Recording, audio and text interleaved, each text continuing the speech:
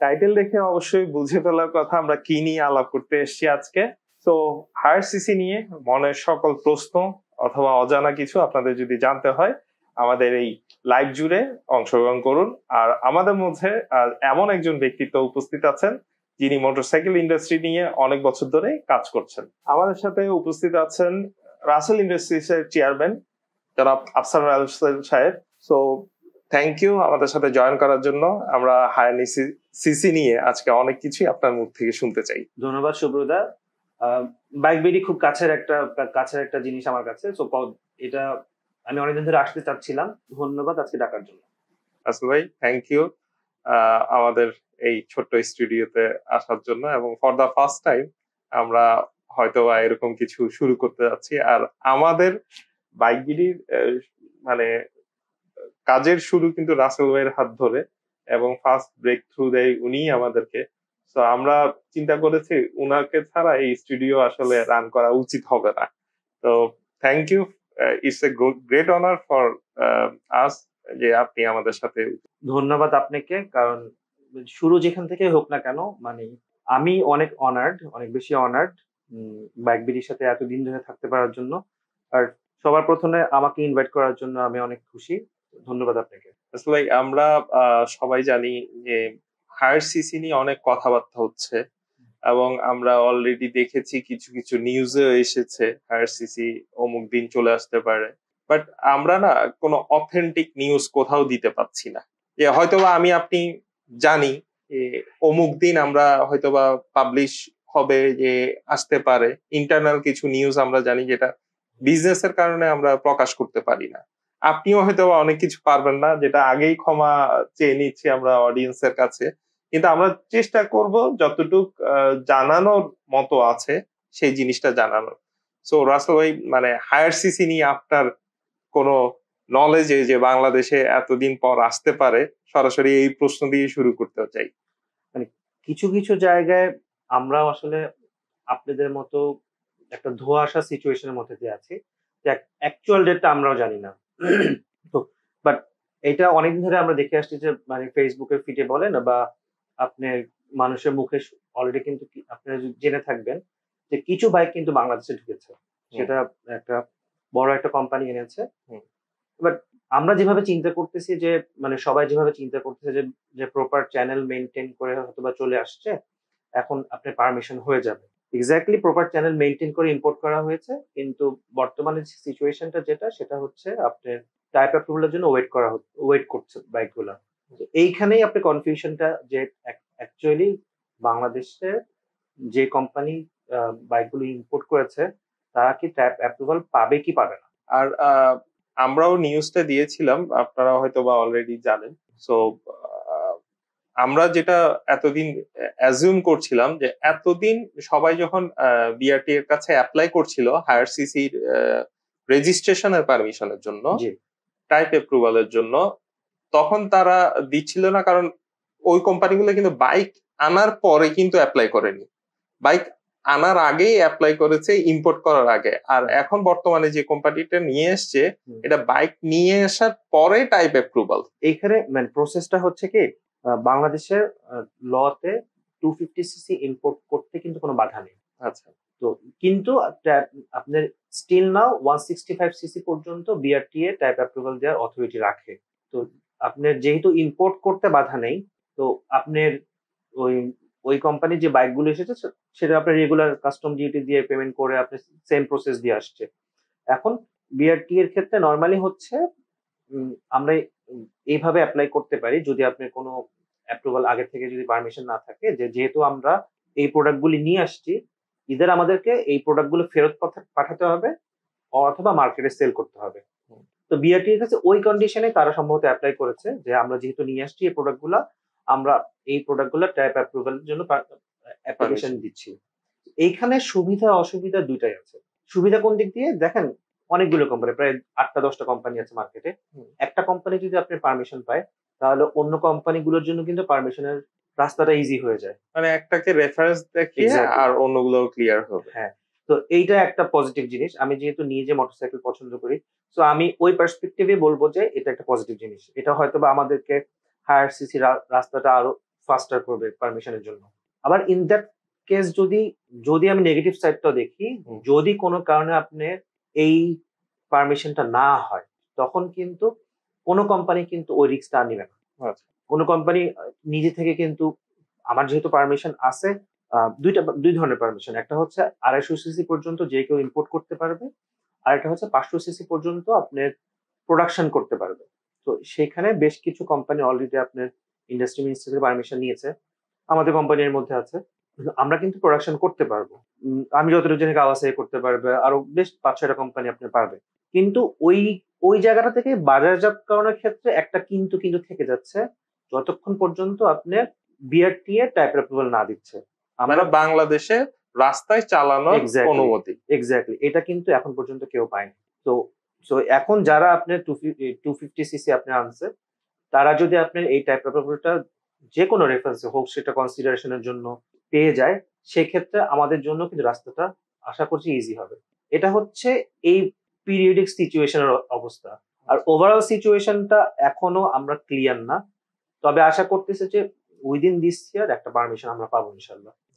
আর অনেকেই যারা দেখছেন তারা হয়তোবা কনফিউশনে পড়ে যাচ্ছেন যে বাইক আনতে পারছেন, অর্থাৎ আপনি আমদানি করতে পারছেন, কিন্তু বাংলাদেশের রাস্তায় চলাচল করার অনুমতি পাচ্ছেন না। কিন্তু এটা দুই অথরিটি, অর্থাৎ আমদানি যেটা করছেন ওটা শিল্প মন্ত্রণালয় বা বাণিজ্য মন্ত্রণালয় আন্ডারে আপনাকে অনুমতি দিচ্ছে, আর বাংলাদেশের রাস্তায় চলাচলের জন্য বিআরটিএ এটাকে নাম্বার দিয়ে অথরাইজ করছে যে এটা বাংলাদেশের রাস্তায় চলাচলের উপযোগী। সো এই কনফিউশনে থাকার দরকার নেই, হোপফুলি ক্লিয়ার হয়েছেন। আর আরেকটা বিষয় সেটা হচ্ছে অনেকেই যেটা ভাবে, এবং আমাদেরও মনের প্রশ্ন, এটা আপনার জন্য কঠিন হয়ে যায় কিনা জানি না, তারপরেও বলছি, সেটা হচ্ছে গিয়ে ধরেন 8-10টা কোম্পানি, সবাই তো প্রস্তুত না, তো যে আগে নিয়ে আসবে সে এক্সট্রা অ্যাডভান্টেজ পাবেই, এবং অন্য যারা পাবে না তারা স্বাভাবিক চাইবে যে একটু টাইম বাই আউট করতে, যে আরো কিছুদিন পর আসলে হয়তো বা তারা একসাথে লঞ্চ করতে পারলো। তো এই ক্ষেত্রে কি আপনি মনে করেন যে বাইকগুলো আসছে এবং এটার একটু টাইম লাগছে এবং এটা ক্লিয়ার হলে অন্যরাও অ্যাডভান্টেজ পাবে, এই যে একটা ডিলেমা, কনফিউশন, এবং আমরা দেখেছি গতবারও যখন 2020-21 সালেও যখন কথা উঠলো যে কিছু কোম্পানি চায় আবার কিছু কোম্পানি চায় না, আবার এটার সাথে সম্পৃক্ত তো ওই যে ভলিউম অফ সেলসও জড়িত। সো এই সবগুলো মিলিয়ে আপনি এজ এ ব্যবসায়ী হিসেবে এই মোটরসাইকেল ইন্ডাস্ট্রির আপনার এক্সপেরিয়েন্স থেকে যে এইটার মতবাদ যে কেউ বাধা দিচ্ছে কিনা বা এটা কি মনে করেন? আমি মানে কেউ বাধা দিচ্ছে কি দিচ্ছে না ওই জিনিসটাতে আমি যাব না। আচ্ছা, কিন্তু সিন্স প্রত্যেকটা একটা বড় কোম্পানি হোক একটা ছোট কোম্পানি, সবই হচ্ছে আমাদের অ্যাসোসিয়েশন, ঠিক আছে? কিন্তু আমি একটা কোম্পানির পার্ট হিসেবে এবং মোটরসাইকেল ইউজার হিসেবে আমি যেটা চাই যে কে প্রিপেয়ার্ড অথবা কে প্রিপেয়ার্ড না, সেটা আসলে মানে সেটা একসেপ্ট করার প্রয়োজন নাই আমার। মানে অ্যাজ এ গভর্নমেন্টের সাইড থেকে বলি অথবা অ্যাজ এ ব্যবসায়ের সাইড থেকে বলি, সেটা আসলে দরকার নাই। কেননা কি জান, আজকে আমি প্রিপেয়ার্ড না, আজকে পারমিশন হয়ে যাচ্ছে, আমি কালকে আমি কিন্তু প্রিপেয়ার্ড হয়ে যাব। প্রিপারেশন আস্তে আস্তে হয়ে যাবে, সবারই মোটামুটি নেওয়া আছে, যেহেতু বেসিকটা আমাদের রেডি। এক্স্যাক্টলি, বেসিক হচ্ছে আমি মোটরসাইকেল অ্যাজ এ অথবা সিবিইউ ইম্পোর্ট করবো অথবা সিকেডি ইম্পোর্ট করবো অথবা প্রোডাকশনে যাব। তো আমি যদি প্রিপারেশন না থাকে আমি প্রোডাকশনে যাব না। আই গেস সিবিইউ বা সিকেডি তে আপনার বাংলাদেশে প্রত্যেকটা কোম্পানি ইম্পোর্ট করার তাদের অ্যাবিলিটি আছে। হয়তোবা ইনিশিয়ালি কেউ হয়তোবা 2 মাসের মধ্যে প্রোডাকশনে যেতে পারবে, কেউ হয়তোবা 2 বছরের মধ্যে প্রোডাকশনে যেতে পারবে। এইখানে এসে যেটা ম্যাটার করবে সেটা হচ্ছে আমি ব্র্যান্ড ভ্যালুটা এবং প্রাইসিংটা এবং আমি কি প্রোডাক্টটা মার্কেটে অফার করব। কিন্তু সবার আগে শুরু হওয়া দরকার। একবার যদি শুরু হয়ে যায় তাহলে কিন্তু আমাদের জন্য একটা ভ্যারাইটিস অফ প্রোডাক্ট মানে অনেক বেশি হরাইজনটা আমাদের জন্য উন্মোচন হয়ে যাবে। তো সেই ক্ষেত্রে শুরু হওয়াটা উচিত, যার হাত দিয়ে হোক। সেটা যদি এই 250 ইউনিট যেটা আসছে সেটা থ্রুতে হয়, আমি যদি 1 বছরের মধ্যে না করতে পারি, ইট ডাজন্ট ম্যাটার, আমাদের বাইকারদের জন্য কিন্তু এটাও একটা রাস্তা ওপেন করে দিবে। আরেকটা বিষয় হচ্ছে গিয়ে যে অ্যাজ এ বিজনেস ম্যান হিসেবে আপনার সবসময় ক্যালকুলেশন করতে হয়, এটা তো বিজনেস, আমার প্রফিট করতেই হবে, এটা তো। সো আমার সবসময় যেটা খেয়াল রাখতে হয় আমি এতগুলা বাইক হয়তো আপনি যখন বিক্রি করতে পারবেন তখন একটা ব্রেক ইভেনে যাবেন বা প্রফিটে যাবেন। যেমন যদি 250 সিসি বা 500 সিসি যদি হয়, আপনি ধরেন বছরে 500 পিস বিক্রি করলে আপনি একটা প্রফিট মার্জিনে যাবেন বা ব্রেক ইভেনে যাবেন। এই 500 পিস বিক্রি করার মতো মার্কেট নাকি বাংলাদেশে নাই, এটা আপনি মানে অনেকের মতামত আছে, এটাকে আপনি কিভাবে দেখেন?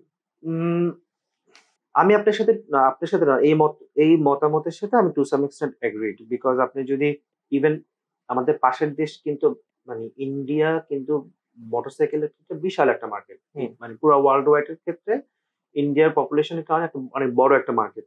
ওখানেও যদি দেখেন আপনি কিন্তু বেশিরভাগ গাড়ি হচ্ছে আপনার 400 সিসির নিচে একটু সয়লাব, 400 সিসির উপরে গিয়ে খুব লেয়ার মানে লোয়ার। ইভেন আপনি কিন্তু প্রপোর্শন যদি দেখেন আপনি 200-250 পর্যন্ত, ইভেন 200, 150, 125 সিসি স্কুটার, এই প্রপোর্শনটা কিন্তু সবচেয়ে বেশি। 200-250 পর্যন্ত আপনি মোটামুটি কিছু চলতেছে, এর উপরে কিন্তু খুবই কম। যারা মোটরসাইকেল এনথুজিয়াস্টিক তারা কিন্তু আপনি স্পেশালি কেনেন। সেই অনুপাতে কিন্তু বাংলাদেশে মার্কেটটা আপনার আরো অনেক বেশি ছোট, এবং আমাদের ক্রয় ক্ষমতাটা আমি বলবো যে এখনো অত বেশি হয় নাই যে আমরা খুব ইজিলি আমাদের ব্রেক ইভেনে পৌঁছাইতে পারবো, অনেকগুলো কোয়ান্টিটি সেল হবে, এটা কিন্তু আমি এখন আশা করি না। কিন্তু বাংলাদেশের মার্কেট যদি আমরা দেখি যে এখন হচ্ছে 5 লাখ ইউনিটের মার্কেট, কিন্তু এই 5 লাখ ইউনিটের মধ্যে সবচেয়ে এক্সপেন্সিভ যে মোটরসাইকেলটা সেটা আপনি ধরেন যে 5.5 লাখ টাকা, 6 লাখ টাকা, সেটা কতগুলো বিক্রি হচ্ছে। তো এখন আপনার 150 থেকে 200 অথবা 200 কিন্তু খুব বেশি প্রাইস ডিফারেন্ট হবে না। আমি যদি মডেল গুলা দেখি 200 মডেল গুলো হয়তো বা আপনার এই প্রাইস মানে সবগুলো কোম্পানি যদি আমি বিচার করি তাহলে আপনার এই প্রাইসে অথবা এর থেকে কমেও আসতে পারে।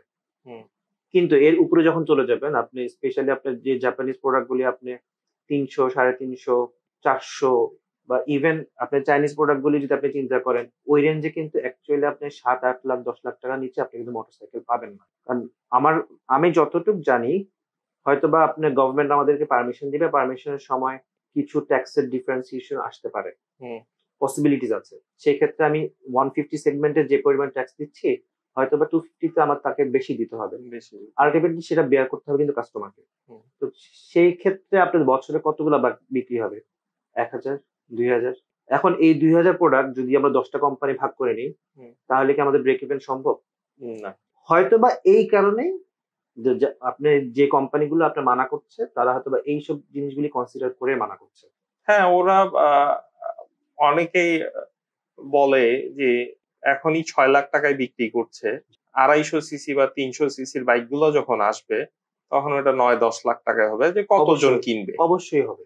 এবং যদি কেনার হারটা ওই যে 50টা বা 100টার মধ্যেই থাকে তাহলে ওই বাইক নিয়ে তারা প্রফিট করতে পারবে না, আর প্রফিট করতে না পারলে তো বাংলাদেশে ওটা কন্টিনিউ করার আমি চান্সও কম। মানে ব্যবসায়িক পার্সপেক্টিভে আমি অবশ্যই এই বিষয়টাতে একমত, কিন্তু আমি যদি অ্যাজ এ বাংলাদেশি সিটিজেন বা বাংলাদেশি মোটরসাইকেল ইউজার হিসেবে চিন্তা করি, হোক না আমি ওই 50টা মোটরসাইকেল আমার 165 সিসির উপরে বা ওই 500টা ইউনিট মোটরসাইকেলের মধ্যে আমি নাহলে প্রফিট করলাম 1 বছর করলাম না, 2 বছর করলাম না, কিন্তু যত বেশি গাড়ি মোটরসাইকেল মার্কেটে আসবে আস্তে আস্তে ইউজার কিন্তু বাড়বে, প্রাইসে কম্পিটিশন আরম্ভ হবে, এবং আমরা চেষ্টা করব যে আমরা হয়তোবা আমি একটা 350 সিসির মোটরসাইকেল আমার 7 লাখ 8 লাখ টাকা দাম পড়তেছে, ঠিক আছে ওকে, আমি একটা 200 সিসি বা 250 সিসি প্রোভাইড করার চেষ্টা করি যেটা আমার কম্পারেটিভলি একটা রিজনেবল প্রাইসিং এর মধ্যে আসবে। আর বাংলাদেশে ম্যাক্সিমাম যেগুলো ইন্ডিয়ান বাইক আছে বা অন্যান্য বাইক গুলো যেগুলো আছে এগুলো চেসিস কিন্তু 200 সিসির সাথে সেম মিলে, মোটামুটি 90% সেম। 90% সেম। সো আমার মনে হয় যারা হায়ার সিসির জন্য ওয়েট করছেন তারা তাদের মধ্যে ম্যাক্সিমাম পার্সন একটা বেনিফিট পাবে যে 150 সিসি বা 165 সিসি থেকে 180 বা 200, 220 বা 250 দিকে চলে যাওয়া। এবং এই ক্ষেত্রে মনে হয় আমার প্রাইস বেনিফিটটা পাবে ইন্ডিয়ান বাইক গুলা। আমি এগ্রিড, কারণ আমি যদি বাজাজ দেখি, আমি কোম্পানির নাম নিলাম, বাজাজ দেখি, টিভিএস দেখি, হিরো দেখি, ওদের 200 এবং 220 সিসি সেগমেন্টটা ওটা কিন্তু খুব ইজিলি কিন্তু 150 বা 165 এর যে কাস্টমার গুলো আপনি ওখানে শিফট করতে পারবে। প্রাইসিং এ খুব বেশি এদিক সেদিক হবে না, হয়তো বা 50,000 থেকে 1 লাখ টাকা ডিফারেন্স হবে। কম্পারেটিভলি মানুষ কিন্তু এখনো সেটা বিয়ার করতেছে। 4টা Japanese company, Yamaha, Suzuki, Honda and Kawasaki. কাওয়াসাকির তো লিমিটেড অপারেশন, ওরা হয়তোবা 250 সিসির দিকে বা হায়ার সিসি আসলে ভালো বাংলাদেশে উন্নতি করবে। বাট অন্যান্য 3টা যেটা অ্যাক্টিভ, তাদের হায়ার সিসি নিয়ে যে প্রোডাক্ট গুলা, ওই প্রোডাক্ট গুলা বাংলাদেশে আসলে সবাই অ্যাজিউম করছে একটা ভালো প্রাইস হবে, এবং for their technology and quality everything. So এই জিনিসটা আসলে অতটুক বড় মার্কেট আছে কিনা, বা তাদের ফিউচার কি হতে পারে এজ এ এক্সপার্টিস হিসেবে আপনার? আমি অত এক্সপার্ট না, যে বাট এই যেহেতু এই ইন্ডাস্ট্রিতে অনেক ধরে আছি, তো দেখেন এখানে ডিপেন্ড করবে অ্যাকচুয়ালি কোন মডেলটা তারা লঞ্চ করতেছে। সাপোজ আপনার জিক্সার 250, রাইট, বা SF 250, মানে আমার যতটুকু আইডিয়া হচ্ছে সেটা একটা কম্পিটিটিভ প্রাইসের মধ্যে ওনারা প্রোভাইড করতে পারবে। এট দ্য সেম টাইম কিন্তু আপনার হোন্ডা 2.0, সিবি হর্নেট 2.0, এরাও কিন্তু একটা ভালো প্রাইসিং দিতে পারবে। কিন্তু আপনি ইয়ামাহা যদি আপনি R3 বলেন বা R25 যদি বলেন, এরা কিন্তু ওই রেঞ্জে থাকবে না। এটা তো একটা প্রিমিয়াম সেট। তো ওই হায়ার সিসি সেগমেন্টটাই আপনি হয়ে যাবে হচ্ছে একটা প্রিমিয়াম সেগমেন্ট, একটা হচ্ছে আপনার রেগুলার হায়ার সিসি বলতে আমরা যা বুঝাই। সেই ক্ষেত্রে আপনারা যদি ধরেন যে রেগুলার যে সেগমেন্টটা, এটা কিন্তু একটা ভালো মার্কেট পাওয়ার সম্ভাবনা আছে, কারণ বাংলাদেশের মোটরসাইকেল ইউজাররা অনেক বছর ধরে ডিফারেন্ট। হ্যাঁ, ওই যে শ্যাম্পেনের বোতলের মতো সবাই মানে বোতলটা ওপেন হবে, একসাথে অনেক ফেনা বের হয়ে যাবে, মানে একটা বিশাল সেগমেন্ট 150-165 সিসিতে মুভ করবে। বিশেষ করে একটা প্রিমিয়াম স্পোর্টস বাইক চালায়, প্রায় 35,000 এর মতো এই বাইকার শিফট করবে সম্ভবত 2003 থেকে হচ্ছে আমরা ডিফারেন্ট। হ্যাঁ, তো 2003 থেকে কিন্তু আমাদের সোশিও ইকোনমিক কন্ডিশন কিন্তু বেটার হয়েছে, আমাদের পারচেজিং পাওয়ার বাড়ছে, কিন্তু সেই অনুযায়ী কিন্তু আমরা পার্টিকুলারলি এই সেগমেন্টের মোটরসাইকেল পাইনি। আমাদের ইচ্ছা আছে কিন্তু আমরা পাইনি। তো এই ক্ষেত্রেও হচ্ছে দুই ধরনের ইউজার। রেগুলার ইউজারের মধ্যে হচ্ছে আপনার এই প্রোডাক্ট গুলা যেটা হয়তো বা আপনার 350, মানে এইভাবে বলি বাজেট ফ্রেন্ডলি, আর একটা হচ্ছে গিয়ে হাই মানে হাই বাজেটের ক্ষেত্রে। তো এই সেগমেন্টে কিন্তু একটা ভালো একটা মার্কেট শেয়ার নেওয়ার পসিবিলিটি কিন্তু থাকতেছে। আরেকটা সেগমেন্ট হচ্ছে আপনি যারা একটু প্রিমিয়াম হবে, এখানে যদি আপনি জিজ্ঞেস করেন ওই সেগমেন্টটাতেই হচ্ছে আপনি কনফিউশনটা অ্যাকচুয়ালি যে প্রিমিয়াম সেগমেন্টটা আপনি সার্ভাইভ করতে পারবে কিনা। অনেক আমরা হায়ার সিসি নিয়ে কথা বলেছি, এবার একটু স্পেসিফিক আসি, সেটা হচ্ছে গিয়ে রাসেল ইন্ডাস্ট্রিজ এর হায়ার সিসি নিয়ে। যেমন লিফান আছে, তারপর ভিক্টর সিরিজটা আছে, রিসেন্টলি আমরা লিফান এক্সপেক্টেড ভার্সন 3 দেখতে পেয়েছি। সো এই যে অগ্রযাত্রা এবং সামনে যে হায়ার সিসি, এটা নিয়ে আসলে রাসেল ইন্ডাস্ট্রিজ এর প্ল্যান কি? আমরা ওয়েট করছি কখন আমরা হায়ার সিসি প্রোডাক্ট গুলি আমরা আনতে পারবো। এটার পিছনে স্পেসিফিক রিজন হচ্ছে কি, আপনি যদি গত 5 বছর বা 10 বছর যদি দেখেন, চাইনিজ যে কোম্পানিগুলো আছে তারা কিন্তু আপনি অনেক বেশি ইউরোপিয়ান মার্কেটের দিকে আপনি শিফট করেছে। তাদের স্ট্যান্ডার্ড কিন্তু অনেক বেশি ইমপ্রুভড হয়েছে আপনার হায়ার সিসি, নট আপনার 151 সেগমেন্টে বা 200 এর ক্ষেত্রে কিন্তু না। মানে হায়ার সিসি ক্ষেত্রে আমি যেটা দেখি সেটা হচ্ছে তারা নিশ, যেমন এডিবি বাইকে, তারপর ম্যাক্সি স্কুটারে, ইলেকট্রিক ভেহিকেলে, এই পোর্শন গুলাতে তারা খুব সুন্দরভাবে ড্রাইভ করেছে। হ্যাঁ, ইভেন আপনি যদি দেখেন যে 250 মানে বাইরের দেশে কিন্তু আপনার 256 আপনি বিগিনার স্পোর্টস বাইক। ওই ক্ষেত্রে কিন্তু আপনার অনেক মানুষ আছে যারা কিন্তু আপনার যে কোনো একটা চাইনিজ ব্র্যান্ডকে পছন্দ করে। স্পেশালি আপনার সিএফ মোটর আছে, জন্টেস আছে, লিফান আছে, আপনার লনসিন আছে। ওরা যখন আপনি ইউরোপিয়ান মার্কেটে আপনার এই 4 জাপানিজ জায়ান্টের সাথে কম্পিট করে, তখন কিন্তু আপনি স্ট্যান্ডার্ডের সাথে কোনো কম্প্রোমাইজ করতে পারে না। তখন হচ্ছে ওরা কম্প্রোমাইজ করে হচ্ছে প্রাইসের ক্ষেত্রে। তো আমি যদি রাসেল ইন্ডাস্ট্রিজের প্ল্যানিং নিয়ে বলি যে আমাদের আমরা কিন্তু অলরেডি লিফানকে নিয়ে অন্যান্য মার্কেটে দেখতে পাই যে তারা আপনি 250, 400, 600, 350 এই বাইকগুলো কিন্তু আপনি অলরেডি মার্কেটে আছে। তো আমরা যেটার জন্য ওয়েট করতেছি যে আমাদের পারমিশন আসবে, তো আমরা হয়তো বা ইনিশিয়ালি সবার মতো প্রোডাকশন করতে পারবো না, তো আমরা সিবিও অথবা সিকিউরিটি থাকবো। স্ট্র্যাটেজি হবে যে আপনার প্রাইসিংটা যতটুকু আপনার ইউজার ফ্রেন্ডলি করা যায়। ওই যে যে কথাটা বলছিলাম যে প্রাইস, একটা লো প্রাইস আর একটা প্রিমিয়াম প্রাইস বা হাই প্রাইস। জি। তো যদি এই বাইকগুলা আসে, এটা কি হাই প্রাইসে হবে নাকি লো প্রাইসের কাছাকাছি হবে? ইন বিটুইন থাকবে, ইন বিটুইন থাকবে এই জন্য কারণ আমি স্পেসিফিক্যালি আমি মাস লেভেলের জন্য এই গাড়িগুলো কিন্তু প্রডিউস করা হয় নাই। তো আমাকে ইন্টারন্যাশনাল স্ট্যান্ডার্ড মেনটেন করে যখন আমার ইউরোপিয়ান মার্কেটের সাথে কম্পিট করার জন্য তৈরি হয়, তখন আমার R&D কস্ট বা আপনার প্রোডাকশন কস্ট কিন্তু অনেক বেশি। তো ডেফিনেটলি আমি আগেও যে ওদের সাথে যোগাযোগ করেছি, সো আমি যে প্রাইসটুকু ওদের কাছ থেকে পেয়েছি, তো আমি বলবো যে এটা নট যে টপ প্রিমিয়াম প্রাইসিং হবে, আবার যে আমি একদম বিলো রেগুলার সেগমেন্টে প্রাইসিং করতে পারবো তা না। কিন্তু আমাদের যতটুকু একটা মার্কেটে আমরা সবসময় চেষ্টা করে থাকি যে একটা ইউজার ফ্রেন্ডলি প্রাইসিং করার জন্য। ঠিক আছে, ওকে, হয়তোবা আপনার একটা 220 সিসির আপনার ইন্ডিয়ান মোটরসাইকেল আপনার প্রাইস হচ্ছে আপনার 3 লাখ 3.5 লাখ টাকা। আমাদের হয়তো বা একটা 300 সিসির মোটরসাইকেল হতে হবে আপনার 4.5 লাখ 5 লাখ টাকা। 5 লাখ টাকা হয়তো বা যাবে না, 4.5 লাখ টাকা যাবে। মানে 350 সিসি হচ্ছে গিয়ে 4 লাখ 4.5 লাখ 4 লাখ টাকার 4.5 লাখ টাকার মধ্যে হতে পারে। বাট এটা সোললি ডিপেন্ড করবে হচ্ছে গভর্নমেন্ট কি ট্যাক্স রেগুলেশন করে। যদি মানে আপনি যেটা কারেন্ট স্ট্রাকচারে আমাদের আমরা 5 এর নিচে রাখার ট্রাই করব সবকিছু। মানে এটা আমাদের চিন্তা ভাবনা। আমার কথা হচ্ছে হায়ার সিসি যদি ওপেন হয়, আপনার বেসিক্যালি দুইটা সেগমেন্টের ব্যবসা কিন্তু ভালো হবে। একটা হচ্ছে আপনি ইন্ডিয়ান যে ব্র্যান্ড গুলো আপনার কম্পিটিটিভ প্রাইসে দিতে পারবে, আরেকটা হচ্ছে বেটার স্পেসিফিকেশনের যে চাইনিজ ব্র্যান্ড গুলো আপনার কম্পেয়ার টু হাই স্পেকের বাইক আপনি রিজনেবল প্রাইসিং করতে পারবেন। তো আমরা ওই সুযোগটা মিস করবো। সো 350 সিসি 4 লাখ 4.5 লাখ টাকা আশা করছি। আচ্ছা, এখন পুরো পৃথিবী ইলেকট্রিক ভেহিকেলের দিকে মুভ করছে।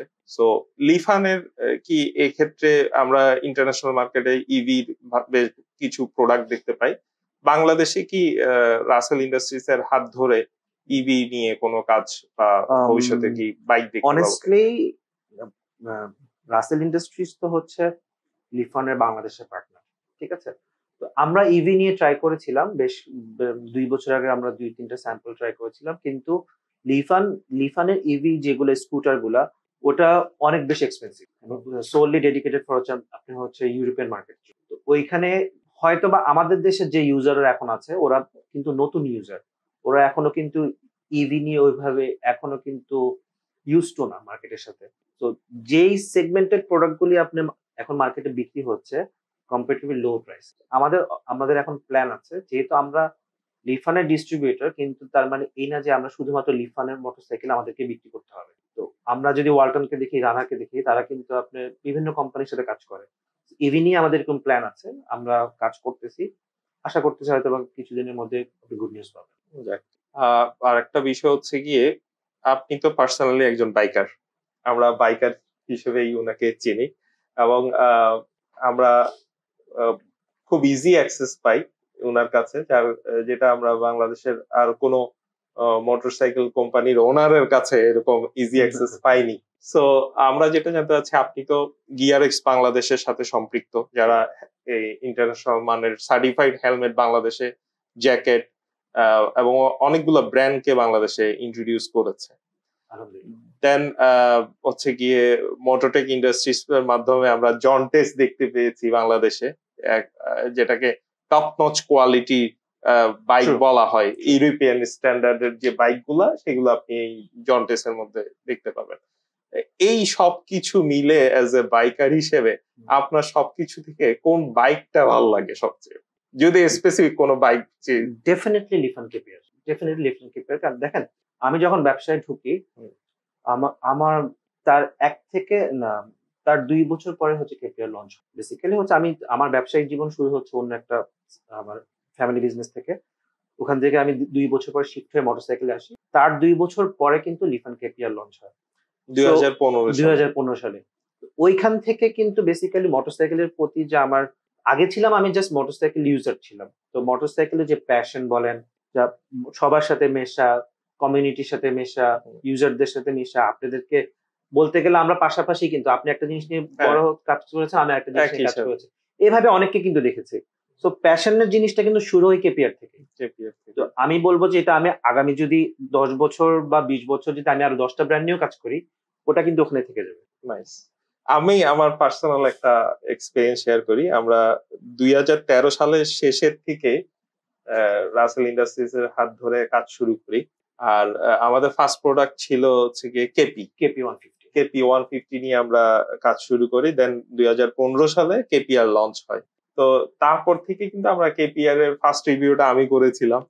আর আমার এখনো মনে আছে রেড কালারের কেপিআর। এখনো মানুষজন রাস্তাঘাটে অনেকেই দেখা হলে বলে যে আপনার রিভিউ দেখে এই কেপিআর কিনেছি, তখন খুব ভালো লাগে। আর যখনই রাস্তায় কোনো লিফান কেপিআর দেখি যে ক্রস করতেছে, তখনই মনে হয় যে আপনা ভাই, এরকম একটা ফিল। এটা একদম সত্যি কথা। আমিও কিন্তু আমি যখন রাস্তায় থাকি আমি কিন্তু গণি কয়টা লিফান দেখলাম। আমি কিন্তু দেখি যে কয়টা বিলমোলা কেওয়াইটি দেখলাম, কয়টা গিয়ারএস এর প্রোডাক্ট দেখলাম। আমি এই যে কয়েকদিন আগে বরিশাল ট্যুরে গেছি, আমি পুরা রাস্তা জুড়ে 7টার মতো লিফান কেপিআর পাইছি। এক লিফান কেপিআর বরিশালে আমাকে অনেকক্ষণ আমার সাইড বাই সাইড রান করছে, মানে একটা অন্যরকম ফিল। আর বাংলাদেশের যদি চাইনিজ বাইকের রেগুলেশন আসে, আমি বিলিভ করি লিফান কেপিআর হচ্ছে একটা গেম চেঞ্জার।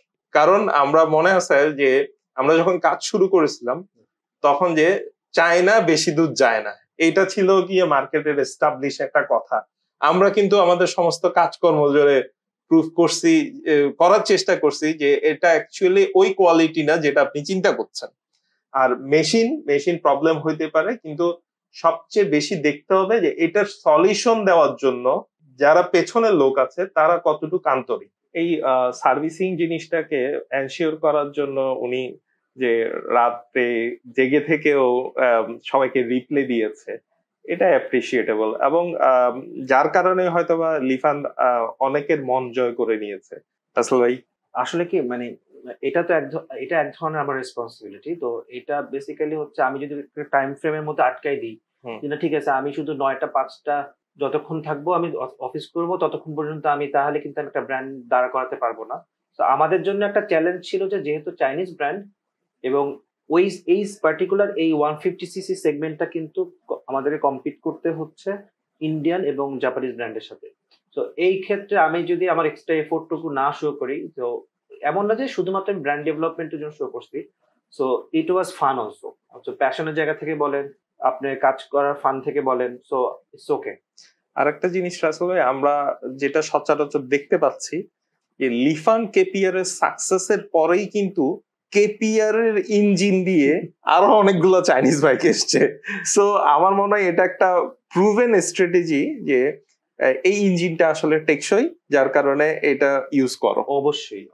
তো এটা আমি প্রথম আমি এটা নিয়ে আমি এটার এগেইনস্টে ছিলাম। তো আমি কয়েকবার কমপ্লেন করেছি যে তা যখন বললো যে ঠিক আছে ওকে আমরা এটা অফ করতে পারি, বাট তুমি করতে চাও কিনা। তো আমি আর চিন্তা করলাম যে ওয়াই নট, যে ঠিক আছে যে আসুক। দিন শেষে হচ্ছে কোনো মোটরসাইকেল আমাদের লিফানের ইঞ্জিন ইউজ করতেছে, এটা আমাদের জন্য একটা ভালো লাগার বিষয় এবং অ্যাডভান্টেজ। আমার মনে হয় যে এটা ভালো বলেই তো সবাই ইউজ করছে। ডেফিনেটলি। কারণ আমি যদি এই ইঞ্জিন থেকে প্রপার সার্ভিস না পেতাম, তাহলে কিন্তু আপনি একটা জেনারেল ইঞ্জিন বাদ দিয়ে আপনি স্পেশালি লিফানের ইঞ্জিনকে আপনি টার্গেট করে নিয়ে আসাটা তাহলে কিন্তু হতো না। এবং এটা এক ধরনের মজারই বিষয় যে বাংলাদেশে অন্য যে চাইনিজ বাইক গুলো পাওয়া যায় তার প্রত্যেকটা লিফান কেপিআর এর ইঞ্জিন। আপনার একটা আমি মানে পয়েন্ট নিয়ে কথা বলতে চাচ্ছি, সেটা হচ্ছে যে 2003 হচ্ছে আমাদের রাসেল ইন্ডাস্ট্রি এস্টাবলিশড হয়। 2007 থেকে হচ্ছে লিফানের সাথে। তো 7 থেকে আপনি 12 পর্যন্ত হচ্ছে আমরা ছোট সিরিজের মোটরসাইকেল গুলো করতাম। 13-14 হচ্ছে কেপি 150, এরপর 15তে এসে আমরা কেপিআর লঞ্চ করলাম। ওই টাইমটাতে কিন্তু আপনার চাইনিজ কোম্পানিগুলোর মধ্যে একটা রেভলিউশন আসছে। হ্যাঁ। তো এখন আগে যেটা দেখা যেত যে চায়না আপনি বেশি দিন যায় না, এই কথাটার পিছনে কিন্তু কারণ ছিল, কারণ আমরা চাইলেই যে কোনো একটা মডেলকে ডেভেলপ করে নিয়ে চলে আসতে পারতাম। কিন্তু ওই 2013-14-15 থেকে দেখা যাচ্ছে চাইনিজ কোম্পানিগুলো কিন্তু আপনি স্ট্রিক্ট হয়ে যাচ্ছে। ওরা একটা প্রপার R&D মেনটেন করে আসতেছে। আমি বলবো না যে আপনি একটা জাপানিজ কোম্পানি যদি আপনি যে 15-20 বছরের 30 বছর যে R&D করে আসছে সেটা আমরা এখনো করতে পারতেছি না।